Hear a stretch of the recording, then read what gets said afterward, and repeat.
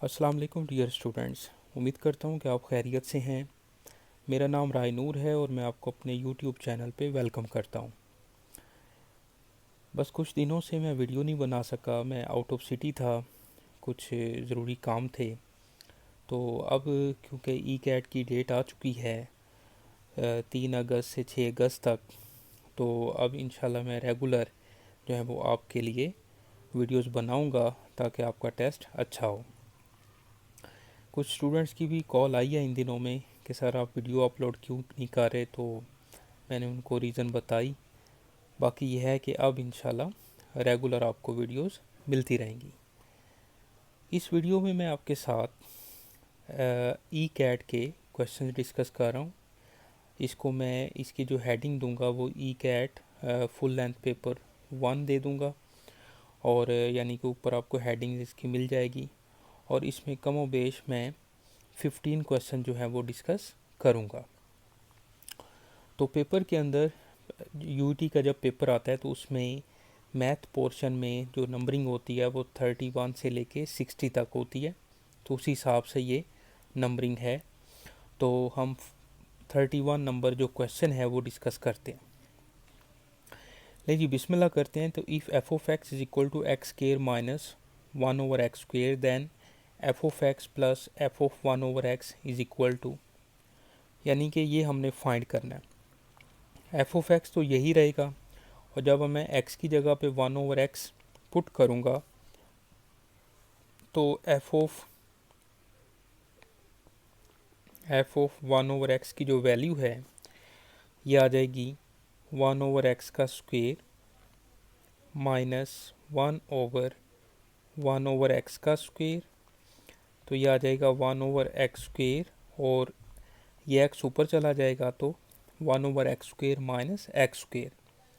अब आप इन दोनों को ऐड करें, क्योंकि F of x plus f of 1/x है, तो इन दोनों को आप ऐड करें तो देखें एक्स स्क्वेयर से माइनस एक्स स्क्वेयर कैंसिल हो जाएगा, और 1/x स्क्वेयर से माइनस 1/x स्क्वेयर कैंसिल हो जाएगा। तो आंसर जो है वो 0 आ जाएगा। अब देखें ये एफ ऑफ एक्स की वैल्यू मैंने लिखी, और ये जो है वो एफ ऑफ 1/x की वैल्यू लिखी। तो एक्स स्क्वेयर से एक्स स्क्वेयर कैंसिल हो रहा है, 1/x स्क्वेयर से माइनस 1/x स्क्वेयर कैंसिल हो रहा है। तो इसका आंसर जो है वो 0 बन रहा है, बीटा ऑप्शन। अब आ जाए जी क्वेश्चन नंबर 32 पे। तो इंटीग्रेशन का ये क्वेश्चन है, और 3 की पावर x ओवर 2 की पावर x dx। तो ये एक एक्सपोनेंशियल फंक्शन है। इसको सिंप्लीफाई करें तो ये 3/2 की होल पावर x लिख सकते हैं आप, और 3 को 2 से डिवाइड करें तो 1.5 आता है। और इस पर जो फार्मूला है वो हम a की पावर x एक्सपोनेंशियल फंक्शन का जब आप इंटेग्रल लेते हैं तो ये आ जाएगा a की power x over log of a और प्लस c। तो यहाँ पर जो a की वैल्यू है वो 1.5 है, तो ये आ जाएगा 1.5 की whole power x over log of 1.5। अब ये वाला आंसर जो है वो ऑप्शन में नहीं पड़ा हुआ, ठीक है। लेकिन बीटा ऑप्शन देखें तो log of 3 minus log of 2 है ना। तो 1.5 को आप दोबारा log ऑफ 3/2 लिख सकते हैं, क्योंकि 3/2 1.5 के इक्वल है। और इस पर log का रूल जो है वो लगाएंगे जब डिवीजन से हम उसको सब्ट्रैक्शन में चेंज करते हैं। तो ये log of 3 minus log of 2 आ जाएगा, और ऊपर वही वैल्यू 1.5 की होल पावर x है और प्लस c। तो इस तरह इसकी जो करेक्ट ऑप्शन है वो मिल जाएगी बीटा बेटा। इसके बाद क्वेश्चन 33 में आए तो let a is equal to 9, 10, 11, 12, 13 है, and if f such that a implies n is defined as f of x is equal to the highest prime factor of n, then range of f is। यहाँ पर आप देखें तो function जो है वो a set to set of natural number है, और जो फंक्शन है बेसिकली वो the highest prime factor of n है, देन रेंज ऑफ f। अब जो रेंज ऑफ f है वो basically set of natural number का ही सबसेट होगा, और वो सबसेट्स जो हैं वो हाईएस्ट प्राइम फैक्टर्स होंगे।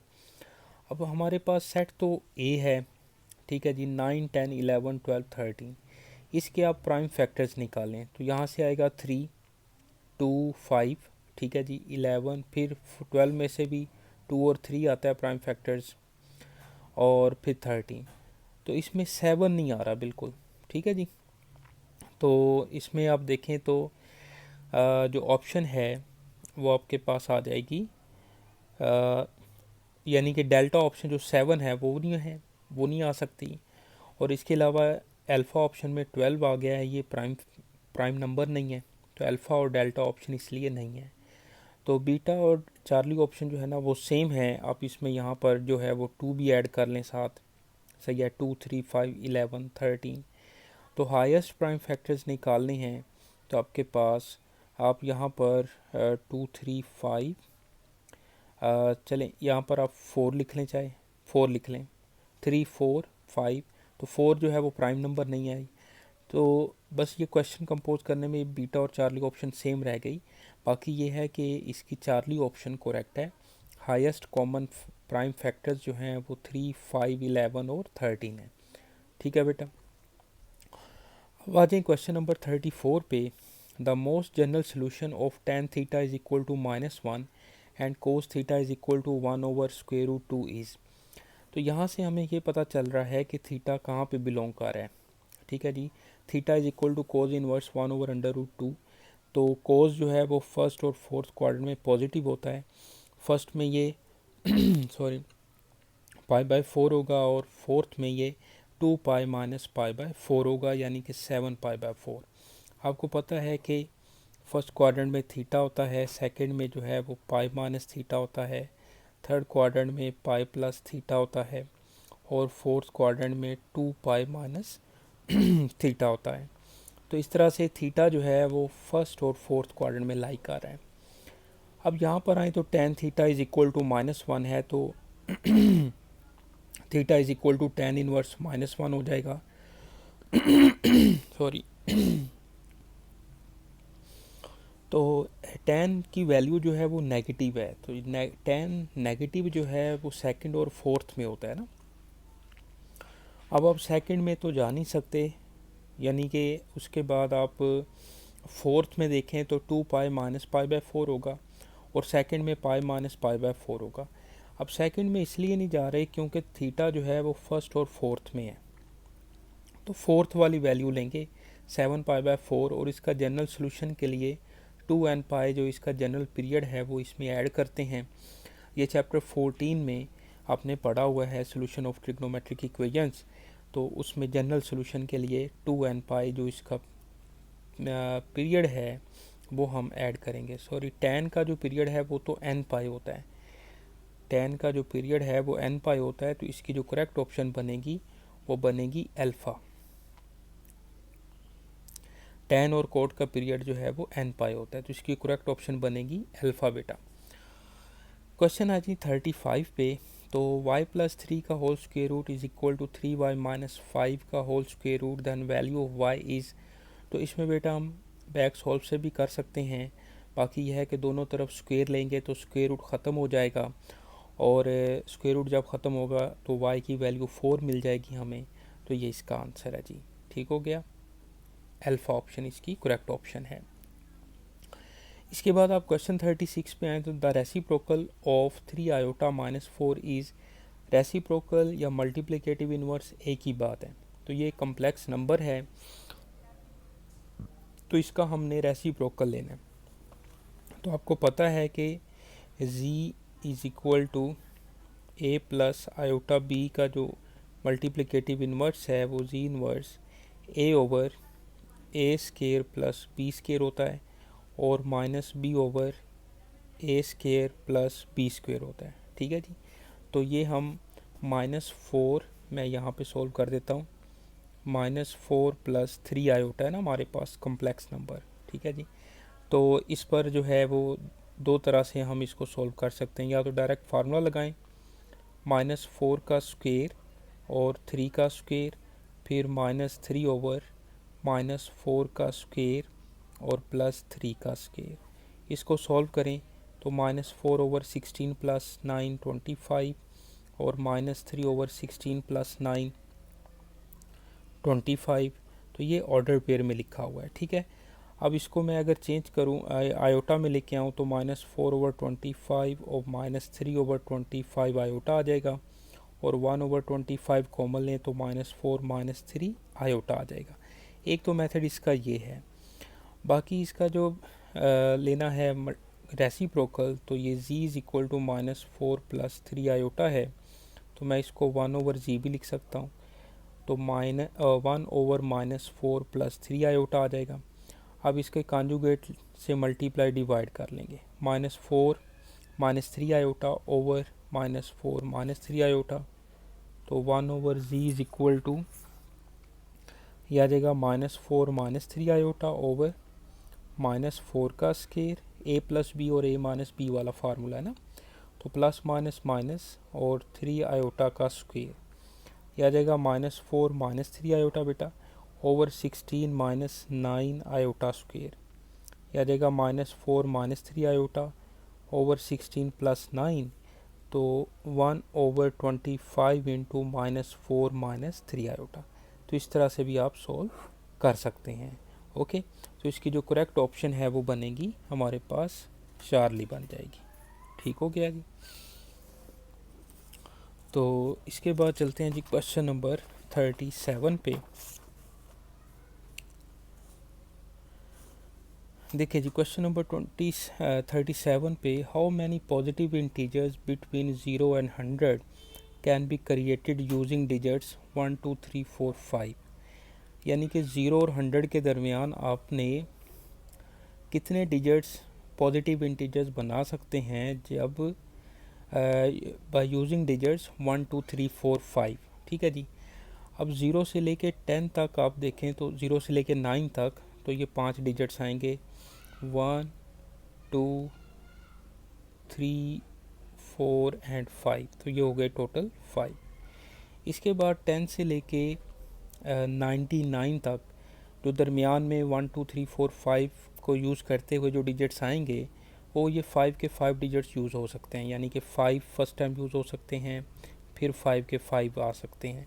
रिप्लेसमेंट की बात करें, इनको मल्टीप्लाई करें तो 25 आ जाएगा। ठीक है जी।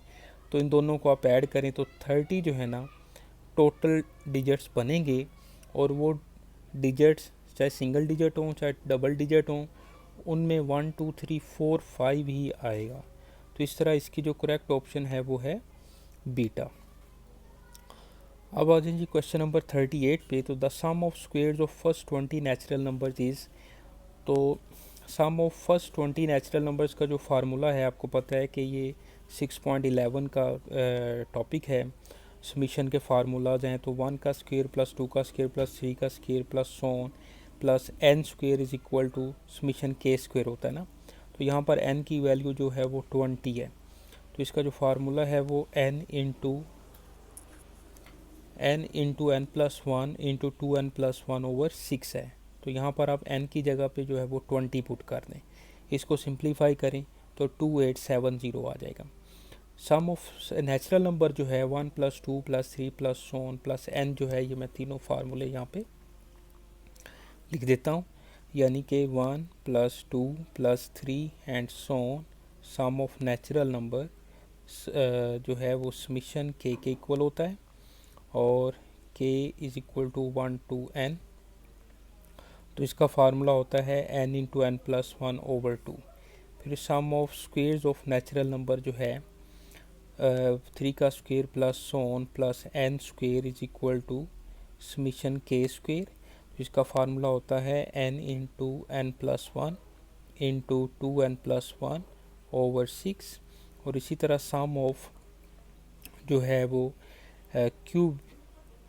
क्यूब ऑफ नेचुरल नंबर जो है वो इक्वल होता है plus n³ is equal to summation k³।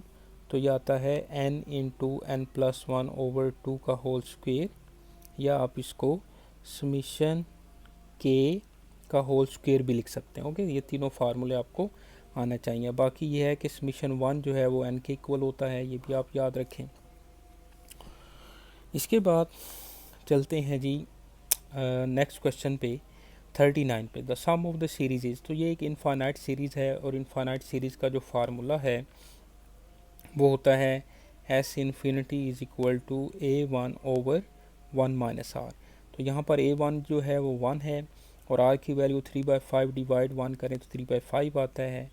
तो a1 ओवर 1 माइनस r इसका फार्मूला अप्लाई करें तो इसका जो आंसर है वो 2.5 आता है जी, बीटा ऑप्शन। ओके, अब आ जाए क्वेश्चन नंबर 40 पे।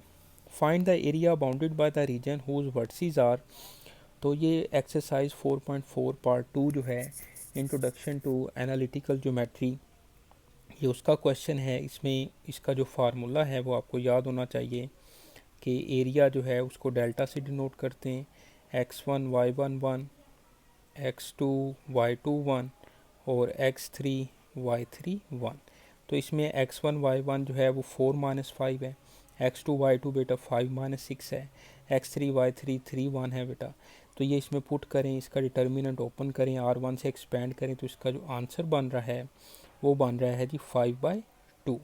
ओके, तो इस तरह से इसको आपने सॉल्व कर लेना है। अब आ जाए जी क्वेश्चन नंबर 41 पे। The graphs of f of x is equal to -1/2x + 4 and g of x is equal to 2x/3 - 2/3 intersects at. तो देखें इन दोनों का आपने पॉइंट ऑफ इंटरसेक्शन लेना है। तो ये भी y के इक्वल है, ये भी y के इक्वल है, तो इन दोनों को इक्वल कर लें आप। जब इन दोनों को इक्वल किया, -x/2 + 4 is equal to 2x/3 - 2/3, इसको आप सोल्व करें, ठीक है जी। तो x की जो वैल्यू है ना वो 4 आ रही है, ठीक है, दोबारा सोल्व करने की ज़रूरत तो नहीं है। x की जो वैल्यू है यहाँ पर 4 आ रही है बेटा। तो ये जो 4 वैल्यू है वो चाहे आप एफ ऑफ एक्स में पुट कर दें चाहे जी ऑफ एक्स में पुट कर दें तो हमें y मिल जाएगा। तो मैंने एफ ऑफ एक्स में पुट किया तो हमें y जो है वो 2 मिल गया। तो 4 2 जो है इन दोनों का पॉइंट ऑफ इंटरसेक्शन है, ठीक हो गया जी। ये स्ट्रेट लाइन है बेसिकली, दोनों इन दोनों का पॉइंट ऑफ इंटरसेक्शन 4 2 है जी। तो इसकी जो करेक्ट ऑप्शन है वो बनेगी डेल्टा। क्वेश्चन 42 पे आए तो the equation of tangent to ellipse is x² / 4 + y² / 3 is equal to 1 at 2√3 is. तो इक्वेशन ऑफ टेंजेंट के लिए आपको पता है कि x² को रिप्लेस कर देते हैं आप x1 से और y² को रिप्लेस कर देते हैं y1 से, और ये वाला जो पॉइंट है वो x1 y1 है वो इसमें हम पुट कर देंगे। तो ये मैं आपको सोल्व करवा देता हूँ।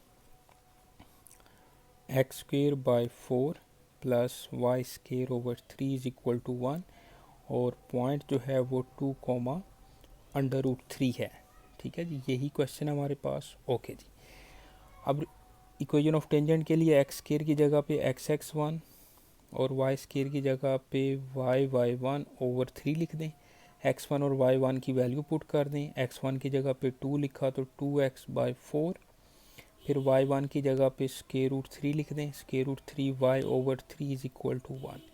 इनकी कटिंग कर लें तो ये आ जाएगा x/2 + √3/3 इज इक्वल टू 1। 6 से मल्टीप्लाई कर लें सबको, ठीक है जी। तो ये आ जाएगा 3x + 2√3y, 2√3y √3y और इज इक्वल टू 6। ओके, अच्छा जी। अब इसको देखें तो 3x + 2√3y - 6 is equal to 0। तो क्या ये ऑप्शन में पड़ा हुआ है? ये ऑप्शन में नहीं है, ठीक हो गया। अब यहाँ पे उसने क्या फनकारी लगाई है, उसने क्या किया है कि इसको √3 जो है ना फिर कॉमन ले लिया है। तो अगर मैं √3 इसमें से कॉमन लूँ तो ये दोबारा √3x लिखेंगे, 2y आ जाएगा। अब यहाँ पर आपने इस तरह से लिखना है कि मल्टीप्लाई करें तो √3 आ जाए, यानी कि 2√3 भी इसको लिख सकते हैं ना आप। जब 2√3 को √3 से मल्टीप्लाई करेंगे तो ये 6 ही बनेगा। ओके, और ये उधर जाके 0 हो जाएगा। तो इसका आंसर आ जाएगा √3x + 2y और -2√3 इज इक्वल टू 0। तो ये बेटा इसका करेक्ट आंसर है, यानी कि बीटा ऑप्शन इसकी करेक्ट ऑप्शन है बेटा। ये सोल्यूशन भी साथ मैंने किया हुआ है। ओके, क्वेश्चन नंबर आ जाए जी 44 पे। तो 43 पे the equation x² - a² y + 7x + 6 is equal to 0 represents an ellipse, circle, parabola, hyperbola. देखें एक वेरिएबल के ऊपर स्क्वायर है, y के ऊपर स्क्वायर नहीं है, तो सिंपल इसको हम पैराबोला कहेंगे। अगर ये y के ऊपर भी स्क्वायर आ जाता, ठीक है, तो फिर आपने इसको बाय कंप्लीटिंग स्क्वायर चेक करके तो फिर एलिप्स या हाइपरबोला पता चलनी थी। तो अभी सिर्फ एक वेरिएबल के ऊपर स्क्वायर है, तो ये पैराबोलिक है। ओके, तो चार्ली ऑप्शन इसकी करेक्ट है जी।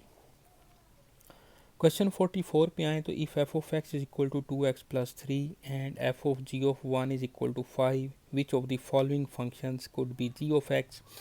अब देखें, जी ऑफ एक्स यानी कि जी ऑफ एक्स में आप 1 पुट करना है, फिर उसके बाद जो आंसर आएगा वो एफ में पुट करना है, तो हमें आंसर मिलना चाहिए 5। जैसे मैं लेट करता हूँ कि अल्फ़ा ऑप्शन हमारा जो है वो जी ऑफ एक्स है। एक्स की जगह पे 1 पुट करें, 1 + 1 2, वो जो 2 आना है वो 2 हमने एफ में पुट करना है। तो 2 2 ज़र 4 + 3 7, हमें क्या चाहिए 5। तो अल्फ़ा ऑप्शन नहीं है। बात समझ रहे हैं। इसी तरह मैं बीटा ऑप्शन में एक्स की जगह पे 1 पुट करता हूँ, 1 पुट किया तो 2 + 1 3, 3 जो है वो एफ में पुट करते हैं, 3 2 ज़र 6 + 3 9, 9 नहीं आना चाहिए, हमें 5 मिलना चाहिए। फिर आप इसमें चार्ली में पुट करें जी, एक्स की जगह पे 1, 1 पुट किया, 2 - 1 1, 1 जो है वो एफ में पुट किया, तो 1 × 2 2 + 3 5। तो ये चार्ली ऑप्शन हमारी करेक्ट ऑप्शन है बेटा। ओके जी। जैसे मैं 1 यहाँ पे पुट करता हूँ, 0 आता है, तो 0 इसमें पुट करें तो आंसर 3 आता है, हमें 5 चाहिए था, तो इसलिए डेल्टा ऑप्शन इसकी रॉन्ग ऑप्शन है जी। ओके, अच्छा, इसके बाद the value of tan into cause inverse 4/5 plus tan inverse 2/3 is. तो इसको सॉल्व कर लेते हैं। ठीक है जी। तो ये आ जाएगा आपके पास, मैं यहाँ पे लिखता हूँ,